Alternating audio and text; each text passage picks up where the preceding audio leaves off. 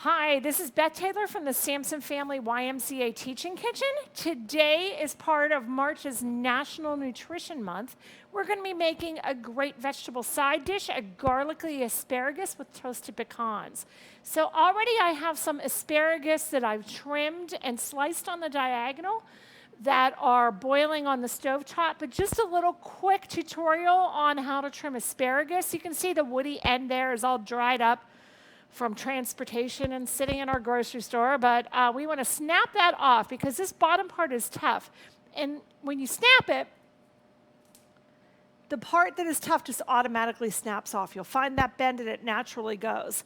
And I cut those on the diagonal just to make it a little prettier. Just keeping my knife at a 45-degree angle. And that gives a nice, pretty little small bite-sized cut. Okay?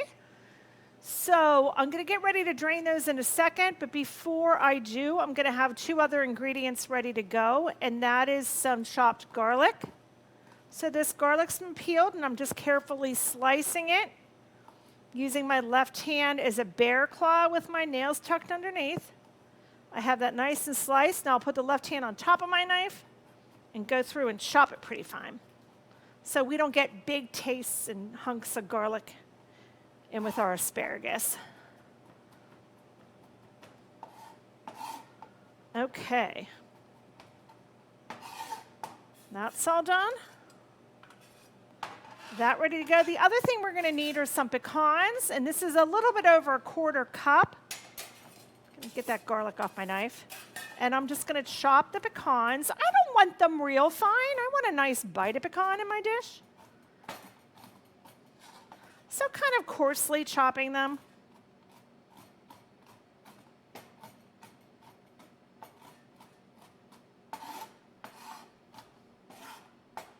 Like that. Okay, so they're all ready to go.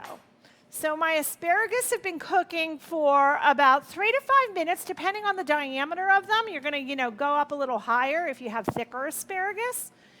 And they're just on the stove top. I am going to drain them real quick.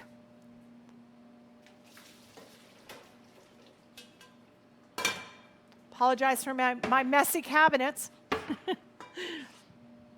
Just put these to the side for now. And then just wipe my pan dry. Using the same one so we don't have to dirty another pan. Add about a teaspoon of olive oil to the bottom, just a little bit to coat it. And we're going to toast the pecans. So toasting them is going to add a nice smoky flavor. It brings out the oils in the nut, and it, the little bit of extra browning, or even a little. Yesterday we made them; they were maybe a little dark, but that certainly adds to the flavor of the dish. So we'll get those going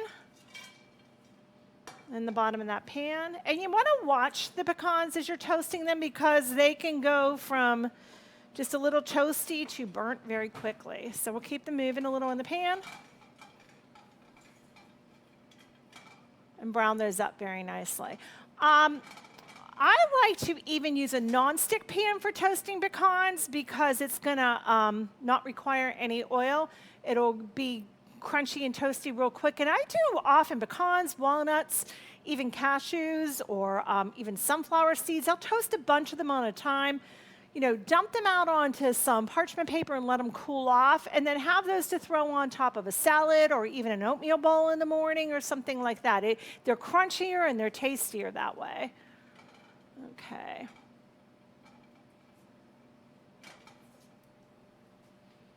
I may regret this. Just in the interest of television, we're going to keep those moving. And then get the other ingredients that we're going to finish this with. Of course, this is super easy, a little bit of salt and pepper. And we're going to drizzle olive oil on the end. After the pecans toast, we'll throw the garlic in, and then throw the asparagus back in to warm them through.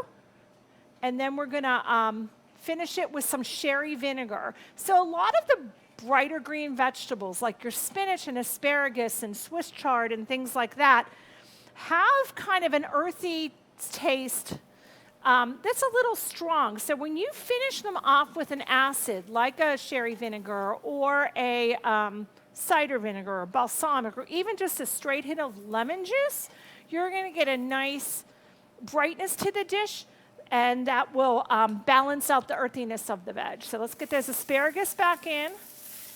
Just blend everything together.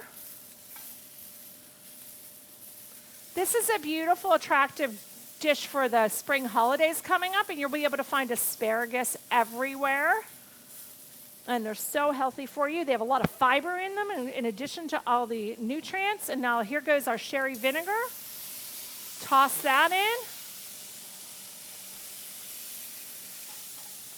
Little bit of salt. And some fresh ground pepper.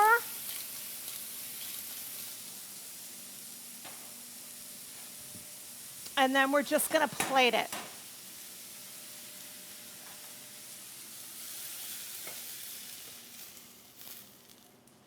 Okay.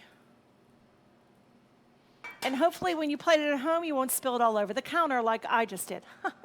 Okay, so the last thing I want to do is just a little bit of extra virgin olive oil, drizzle across the top. It just gives a little extra more oomph and flavor. The warmth from the asparagus is going to bring out the nice smell and the grassiness of the olive oil.